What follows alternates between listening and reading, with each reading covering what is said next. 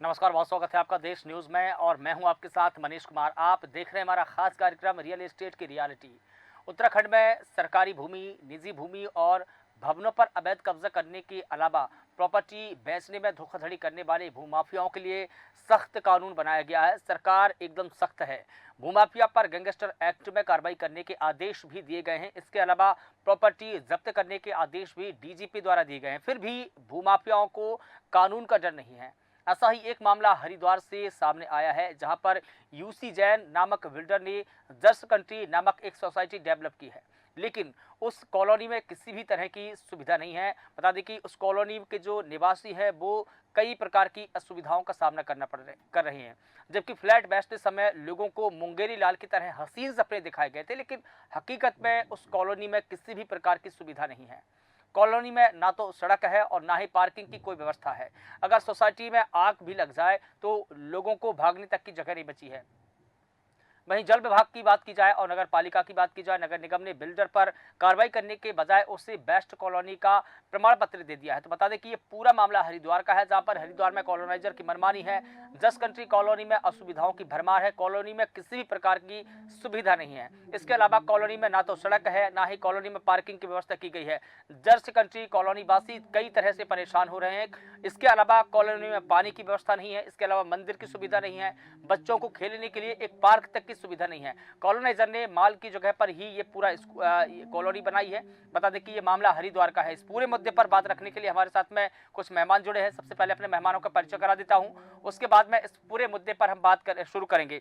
हमारे साथ में संवाददाता अर्चना धिंगरा हरिद्वार से जुड़ी हुई है। इसके अलावा जितेंद्र शर्मा जी हमारे साथ में जुड़े हुए हैं, आप जर्स कॉलोनी के सचिव हैं। इसके अलावा विकास तिवारी जी हमारे साथ में जुड़े हुए हैं, वरिष्ठ पत्रकार है। सर, आपका स्वागत करता हूं। अर्चना जी, आपसे पूरा मामला समझना चाहूंगा। हरिद्वार में जिस कॉलोनी की बात की जा रही है, वहां पर दरअसल क्या है उस कॉलोनी की सच्चाई? जी मनीष जी, मैं आपको बताना चाहूंगी, इस कॉलोनी में बहुत सारी असुविधाएं हैं और ये जूस कंट्री बहुत बड़ी सोसाइटी है। हाईवे पे लगते हुए ये सोसाइटी है। यूसी जैन द्वारा इस सोसाइटी को डेवलप किया गया है, जहां झूठ और मक्कारी की पूरा भरमार यहाँ पे दिखाई देगा आपको। कॉलोनी बेचते हुए जब लोगों को अपनी तरफ आकर्षित कर करके लोगों को गंगा घाट दिखाया गया, यहाँ कोई गंगा घाट नहीं है। यहाँ दिखाया गया कि यहाँ पे बहुत अच्छा शॉपिंग मॉल बनेगा, और कोई मॉल नहीं बना, वहाँ स्कूल चलाया जा रहा है। यूसी जैन के द्वारा ही स्कूल संचालित की जा रही है। तीसरी बात कि अब पार्किंग के नाम पर यहाँ सड़कें भी बेच दी गई हैं। अगर लोगों को कोई बच्चे खेल रहे हैं तो कोई गाड़ी आ रही तो एक्सीडेंट होना संभव है। पहली बात, अगर कोई भी ऐसी दुर्घटना घट जाए, सपोज दैट कि आग लग जाती है, तो कोई सब यहीं पे जल भून के पकौड़े बन सकते हैं। ये साक्षात आप देख सकते हैं चैनल के माध्यम से, और चैनल पे दिखाई भी दे रहा है स्क्रीन पे कि सड़क पे जगह भी नहीं है कि लोग निकल जा सके। बारिश में जब देखा जाए पार्किंग में घुटने घुटने तक पानी भर जाता है। पास तो लगाया गया हुआ है टेलीफोन, लेकिन वहाँ टेलीफोन में अगर लाइट चली जाती है, लाइट जाने के बाद किसी तरह का भी कोई सुविधा नहीं है कि लोग फोन उठाकर ये कह सके कि हम लिफ्ट में फंस गए हैं। लोग, कोई बीपी पेशेंट भी होता है, कोई हार्ट पेशेंट भी होता है, मर जाने के बाद लोगों को पता लगेगा कि हाँ कोई मर गया है लिफ्ट में। जी मनीष जी। लेकिन यहाँ पर जब कॉलोनी डेवलप की जाती है तब तमाम प्रकार की सुविधाओं के अच्छे अच्छे पंपलेट बांटे जाते हैं, अच्छे अच्छे विज्ञापन बांटे जाते हैं, विज्ञापन दिखाए जाते हैं। चमकदार विज्ञापनों में तो कॉलोनीज ऐसी दिखाई जाती है जैसे कि मुंबई की सबसे बड़ी कॉलोनी में से एक यही कॉलोनी है। यही एक चमकदार कॉलोनी है। इससे बड़ी सुविधा किसी भी कॉलोनी में नहीं है। लेकिन जब हम धरातल पर सच्चाई देखते हैं तो ना तो वहाँ पानी की व्यवस्था दिखती है, सुविधा दिखती है, सड़क की सुविधा भी नहीं है जैसा कि आपने बताया। तो फिर जो नगर पालिका, नगर निगम के जो प्रशासनिक अधिकारी है, उन्होंने किस बिना पर इस कॉलोनी की अनुमति दी है? जी बिल्कुल, आपको बताना चाहूंगी मनीष जी कि इस पे एक सवाल उठता है नगर निगम के ऊपर कि यहाँ पर नगर निगम को अगर फोन करो कि यहाँ के स्ट्रीट डॉग बहुत हैं, तो कहते हैं कि ऐसा कोई प्राविधान नहीं है कि हम कुत्तों को भगा सकें। हम हाँ वैक्सीनेशन करके वहीं छोड़ देंगे। अब कुत्ते इतने जहरीले हो चुके हैं कि लोगों को काटना तक शुरू कर दिए हैं। बच्चे छोटे खेल नहीं सकते हैं। और दूसरी बात रही कि यहाँ पे मंदिर के नाम पे ढांचा तैयार करके रख दिया गया, क्योंकि यूसी जैन के विशेषज्ञ ने कहा कि जिस दिन मंदिर बनेगा उस दिन तुम्हारा खात्मा हो जाएगा, इसलिए वो मंदिर का उद्घाटन भी नहीं किया जा रहा है। लोग मंदिर में तरस रहे हैं, सिर्फ मंदिर का बुर्जा देख के ही लोग हाथ जोड़ लेते हैं। यही नहीं, परेशानी तब शुरू होती है जब लोगों को हर एक चीज से वंचित किया जा रहा है। पार्किंग के नाम पर वहाँ पे कुत्ते दौड़ रहे हैं, बच्चे तो दौड़ नहीं सकते हैं। बच्चों को उनके माँ बाप बच्चों की सलामती चाहेंगे। बड़े बुजुर्ग वहाँ पे बैठ नहीं सकते, क्योंकि स्ट्रीट डॉग इस समय पागलों की तरह लोगों पे झपट्टे मारते हुए नजर आ रहा है। लोग पार्किंग के लिए आपस में ही लड़ाई झगड़े करते हुए नजर आएंगे, क्योंकि पार्किंग अभी तक आवंटित ही नहीं की गई है। जी मनीष जी। बिल्कुल ठीक है। जितेंद्र शर्मा जी हमारे साथ में जुड़े हैं, आप उसी कॉलोनी के सचिव हैं। जितेंद्र जी, मैं आपसे पूरा समझना चाहूँगा मामला, चूँकि आप उस कॉलोनी में है। क्या वायदे किए गए थे जस्ट कंट्री कॉलोनी के जो कॉलोनाइजर है, और अभी किन किन सुविधाओं असुविधाओं से आपको सामना करना पड़ रहा है? देखिए, इसमें बहुत सारी बातें जो है अभी आपके सामने अर्चना जी ने रखी है, और हकीकत जो है उन्होंने सही बताया कि जब हम लोगों को फ्लैट जो है ये इन्होंने बेचा था, तो इन्होंने हमें पूरे अपने प्रोजेक्ट में गंगा घाट दिखाया था। सोसाइटी के अंदर अपना गंगा घाट होगा, सोसाइटी के अंदर मल्टीप्लेक्स होगा, मॉल बनेगा, जहाँ पे अभी इन्होंने स्कूल बना रखा है। तो ये तो खैर इन्होंने फर्जीवाड़ा किया ही किया। इसके अलावा सबसे बड़ी समस्या है कि 1-1 लाख 1.5 लाख रुपए लोगों से ले रखे हैं इन्होंने पार्किंग के नाम पे। आज 10-11 साल हो गए, लेकिन आज तक किसी को पार्किंग इन्होंने अलॉट नहीं करी। इसके अलावा HRDA से अगर हम लोग इसका नक्शा मांगते हैं ना अप्रूव, तो HRDA इसका अप्रूव नक्शा देने के नाम पे RTI जब हम लगाते हैं, बोलता है हमारे दफ्तर में आके बैठिए और बैठ करके ढूंढ लीजिए। कहने का मतलब है कि ऐसी सोसाइटी है कि जिसका नक्शा ही जो है वो जादुई नक्शा है, उसको ढूंढना पड़ेगा हमको जाके। लेकिन RTI के माध्यम से आप नगर पालिका, नगर निगम के माध्यम से तो आप निकलवा ही सकते हैं, और नगर निगम की जिम्मेदारी है कि वो आपको नक्शा उपलब्ध कराए। नगर निगम है कहाँ यहाँ? नगर निगम है नहीं जी। नगर निगम यहाँ तो बिजली जो है वो इंडस्ट्रियल रेट पे 7-7.5 रुपया पर यूनिट ले रहा है बिल्डर। नगर निगम कहाँ है यहाँ? आप देखो, बिजली 7.5 रुपया ले रहा है, पार्किंग की व्यवस्था नहीं है, पानी जो है इन्होंने अपनी बोरिंग करा रखी है, नगर निगम का कोई पानी की व्यवस्था नहीं है।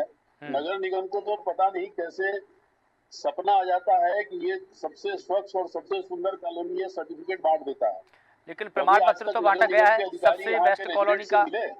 सबसे बेस्ट कॉलोनी का प्रमाण पत्र तो दिया है, सर्टिफिकेट। बिल्कुल दे सकते हैं जी, आज की दुनिया में सब संभव है। एसी कमरे में बैठ करके सब कुछ किया जा सकता है। ठीक है, लेकिन आपने ये बताया कि वहाँ पर प्रोजेक्ट के माध्यम से आपको गंगा घाट बताया गया, मॉल बताए गए, और तमाम प्रकार की सुविधाओं का जिक्र किया गया, लेकिन DGP का आदेश बताता हूँ, DGP का आदेश बताता हूँ, छोटी बात है। नहीं, DGP ने एक आदेश दिया है कि यहाँ पे 12 टावर बने हुए हैं। हाँ, ठीक है। और 12 टावर का कंप्लीशन सर्टिफिकेट इनसे मांगो तो ये बोलते हैं कि कंप्लीशन सर्टिफिकेट कुछ नहीं होता। और तो छोड़िए, मुख्यमंत्री पोर्टल 1905 पे पिछले 3 साल से मैंने अपनी कंप्लेंट डाल रखी है। उसका जवाब हमें ये मिलता है कि इन्होंने अप्लाई कर रखा है, वो विचाराधीन है। ये कैसा विचाराधीन है कि 2007 से ये कॉलोनी डेवलप हो रही है, और आज 2024 आ गया, अभी तक ये निर्माण कार्य भी इनका चल रहा है, लेकिन इनको कंप्लीशन सर्टिफिकेट HRDA नहीं दे रहा। और मजे की बात, HRDA के अधिकारी उत्तम सिंह चौहान के पास जब जाके मैं बैठा कि भैया हमने 1905 में भी कंप्लेन कर रखी है, आप लोग संज्ञान क्यों नहीं लेते? मुख्यमंत्री जी द्वारा दिया गया वो सुविधा है। उनका कहना है मुख्यमंत्री का क्या है, कुछ भी निकाल दे, यहाँ मेरे पास एम्प्लाई कहाँ है इतना जो मैं देखता रहूंगा, जो मर्जी निकाल दे मुख्यमंत्री। तो ऐसा है कि अधिकारी तो यहाँ मुख्यमंत्री का भी मजाक उड़ाते हैं कमरे में बैठ के। ये उत्तराखंड में इतना ज्यादा भ्रष्टाचार हो रखा है ना कि कोई हद हिसाब नहीं है। छोटे छोटे जो प्लॉट काट लेते हैं उनको तो सील करके अपनी पीठ दबा ले रहे हैं, लेकिन ये जो इतने बड़े बड़े हाथी बैठे हैं बिल्डर, जो पब्लिक के साथ ये कर रखे हैं तमाशा, इन पे हाथ रखने का किसी का मजाल है?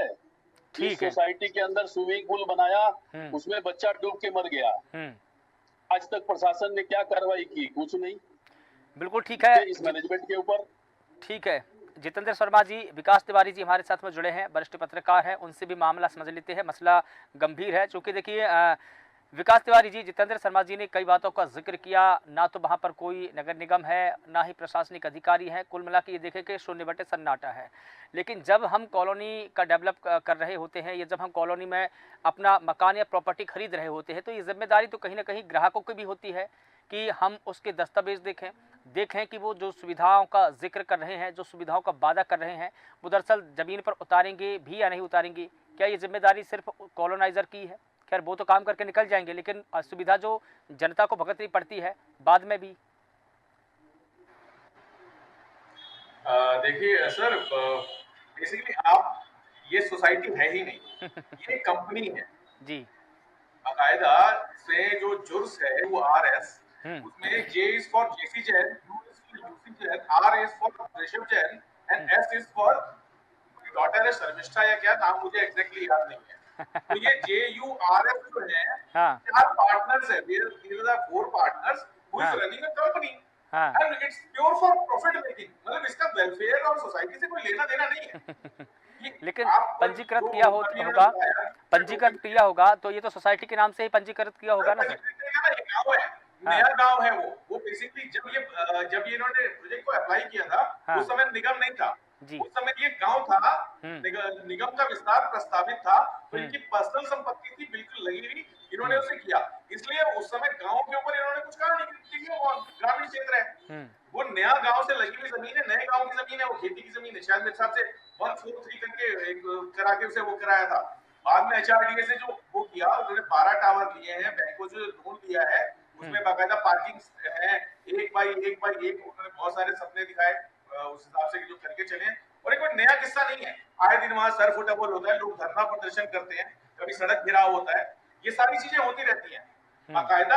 अभी वो मतलब इसका इतना ज्यादा कंसेप्ट है कि उसके आसपास लोगों से अगर पूछेंगे तो शायद कुछ प्रवेश नहीं कर पाते मान लो सोसाइटी के अंदर, इतनी बुरी दुर्गति हो चुकी है सोसाइटी की, जो अगर कोई विरोध करते लाइट काट देंगे, नहीं होगा उसे तरह तरीके से तंग करना शुरू कर देंगे। तो ये रोज के किस्से हैं हमारे पास, तो आए दिन कोई मेरे पास खुद एक वो जो बच्चा डूब के मरा था, उसमें प्योरली वहां पे उनकी प्योर जिम्मेदारी थी सोसाइटी की, ठीक है, लेकिन वो माँ बाप दर दर DM से लेके CM तक भटकते भटकते मर गए, सुनवाई कोई नहीं थी, क्यों? सत्ता का रसूख, क्या कर सकते हैं आप इसमें? लेकिन देखिए यहाँ पर DGP की अगर बात की जाए तो DGP ने आदेश निकाला था कि कोई भी भूमाफिया अगर धोखाधड़ी से जमीन बेचता है या धोखाधड़ी किसी के भी साथ में करता है तो उसके खिलाफ में गैंगस्टर एक्ट के तहत कार्रवाई तो की जाएगी, लेकिन उसकी प्रॉपर्टी भी जब्त कर ली जाएगी। ये आदेश तो है उत्तराखंड में।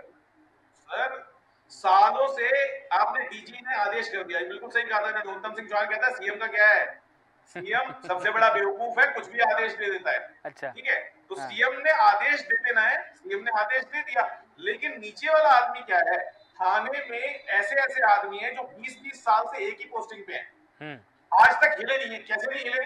जब विभागीय ट्रांसफर होता है तो आप CM ने आदेश दे दिया, नीचे का जंगल में मोर नाचा किसने देखा, CM ने आदेश दे दिया, खत्म हो गया, वो यहाँ से रिपोर्ट, जिस के खिलाफ आप आदेश करेंगे उसी को जांच सौंप दी जाएगी। अब आपने मेरे खिलाफ जांच दे दी है, तो मैं क्या अपने आप को कभी दोषी कहूंगा?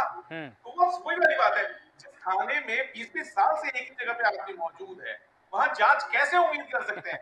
जब तक शफलिंग नहीं होगी, जब तक वो नहीं होगा। मैं खुद आप वो मांग के करके देख लीजिए, सूचना मांग के देख लीजिए, कौन आदमी कितने टाइम से एक जगह पे पोस्टेड है। बिल्कुल ठीक, आदेश देने से कुछ नहीं होता, ठीक है, के बगैर कुछ नहीं होगा। बिल्कुल ठीक है, यानी कि उसका इम्प्लीमेंटेशन होना जरूरी है, और जो प्रशासन के अधिकारी बैठे हैं, जो अधिकारी बैठे हैं, कहीं ना कहीं वो उसी आदेश की अवहेलना करते नजर आ रहे हैं। जितेंद्र शर्मा जी, आप काफी समय से कुछ कहने की कोशिश कर रहे थे। जी, ये तिवारी जी जो बता रहे हैं बिल्कुल सही बात बता रहे हैं। हाँ। यहाँ पे इन्होंने जब 7वीं मंजिल बनाई थी तो उसको HRDA ने सीज कर दिया था, क्योंकि वो 21 मीटर से ऊंची हो गई थी। उसके बाद इन्होंने 3 करोड़ 3.5 करोड़ रुपया देके उसकी कंपाउंडिंग करा ली, और वो कंपाउंडिंग कराने के दौरान HRDA ने बहुत सारी शर्तें रखी थी, जिसमें एक शर्त थी कि आप जो है पार्किंग का क्रय विक्रय नहीं करेंगे। जो इन्होंने बेसमेंट में, एक्चुअल में वो स्टिल्ट है, पार्किंग नहीं है। अब ये क्या है, इन्होंने अपने ब्राउचर्स में सब जगह मेंशन कर रखा है कि हर घर के लिए एक पार्किंग। स्थिति ये है कि अगर रात में अगर आप लोग कभी अगर अपना संवाददाता भेज के चेक कराएंगे तो अगर किसी कंडीशन में फायर लग जाती है ना तो उत्तराखंड की सबसे बड़ी दुर्घटना होगी इस सोसाइटी में। क्यों? क्योंकि फायर ब्रिगेड की गाड़ी कहीं घूम ही नहीं सकती जब तक कि वो सारी गाड़ियों के ऊपर चढ़ के न जाए, क्योंकि सड़कों के ऊपर तो रात में पार्किंग का पूरा कब्जा हो जाता है। और बेसमेंट के अंदर में कोई स्प्रिंकलर नहीं लगा रखा। नहीं, लेकिन यहाँ पर कोई फायर सेफ्टी सिस्टम नहीं लगा क्या? बिल्कुल, फायर सिस्टम इन्होंने अनोखा लगा रखा है, जिसको कि यूसी जैन बताते हैं कि मैंने ग्रेविटियल फोर्स से फायर सिस्टम बना लगा रखा है। और ये जो बाकी के फायर डिपार्टमेंट जितना भी अनुसंधान करके फायर पंप पर अगर लगाने की प्रोविजन देते हैं वो उन्होंने कुछ नहीं लगा रखा। फायर पंप होता क्या है ये पूछते हैं हम लोग जब बोलते हैं तो। और मजे की बात, फायर डिपार्टमेंट पिछले जमाने से इनको एक लाइन नीचे में लिख करके और एनओसी जारी कर देता है कि अगर कोई दुर्घटना हुई तो उसकी जिम्मेदारी बिल्डर की होगी, बस फायर डिपार्टमेंट मुक्त हो गया। लेकिन फायर डिपार्टमेंट कोई एक्शन नहीं लेता कि भाई साहब इतनी बड़ी सोसाइटी इसको सील कर दो, अगर यहाँ आग लग गई तो क्या होगा, सिर्फ बुझाने आओगे और बुझाओगे भी कैसे, जबकि पूरा का पूरा सोसाइटी पार्किंग में तब्दील हो चुका है। लेकिन कोई मतलब नहीं है। देखिए, आम जनता का कोई सुनता नहीं है। आपका धन्यवाद, कम से कम आपने हमें मौका दिया इस प्लेटफॉर्म पे कहने का। मुझे नहीं पता कि हमारी ये आवाज कहाँ तक जाएगी। और माननीय मुख्यमंत्री जी जिनके लिए वोट हम लोग मांगने का काम करते हैं, मैं खुद भी बूथ सचिव हूँ भारतीय जनता पार्टी का, लेकिन उसका ये मतलब नहीं है कि गलत को बोला नहीं जाए। जो गलत है सो गलत है। मुख्यमंत्री जी भी कोई संज्ञान नहीं लेते हैं। मैं ट्वीट करके हार गया उनको उनके ट्विटर पर। भाई, उनको मंत्रियों के बर्थडे तो याद रहते हैं ट्विटर पर ट्वीट का जवाब देने के लिए। आम आदमी ट्वीट करे उनको अगर टैग करके तो उसका संज्ञान उनको नहीं लेना होता है। आम आदमी तो मिल भी नहीं सकता ना भाई, वीआईपी कल्चर है। ठीक है विकास तिवारी जी, जिस प्रकार से चंद्र अग्रवाल को मैंने पर्सनली जो है जाके लेटर दिया, शहरी विकास मंत्री है, वो कागज लेके रख लिए, आज तक किया क्या उस कागज का कुछ पता नहीं है। समस्या इतनी गंभीर बता रहे हैं, जब तक इस दुर्घटना में 100-200 लोग मर नहीं जाएंगे ना तब तक यहाँ पे कोई देखने सुनने वाला नहीं है, ये हमें भी पता है। बिल्कुल ठीक है विकास तिवारी जी, जैसा कि जितेंद्र शर्मा जी ने बताया कि जब यहाँ पर डेवलपिंग हो रही थी, कॉलोनी बन रही थी, तब ये ग्रामीण क्षेत्र में था, लेकिन जो नगर पालिका नगर निगम है वो प्रस्तावित था। लेकिन अब तो ये इलाका नगर निगम में आ चुका है, कम से कम नगर निगम अब तो डॉक्यूमेंट मांग सकता है। नगर निगम डॉक्यूमेंट कहाँ से मांगेगा सर? नगर निगम तो पानी भी नहीं दे रहा। इनको लिखित में दे रखा है HRDA ने कागज में। आप जब कहो तो मैं कागज दे दूंगा कि आपको पानी की व्यवस्था खुद ही करनी है। ठीक है, नगर निगम से नहीं मिलने का पानी इनको। ठीक है विकास तिवारी जी, अब तो ये पूरा एरिया नगर निगम के अंतर्गत आता है, शहर के अंतर्गत आता है। अभी आपने एक बात गौर किया, अभी इन्होंने कहा था कि भवन निर्माण एक्चुअली क्या होता है, दो तरीके, जब आप नक्शा अप्लाई करते हो तो भवन building completion certificate, building completion certificate कैसे दे देंगे?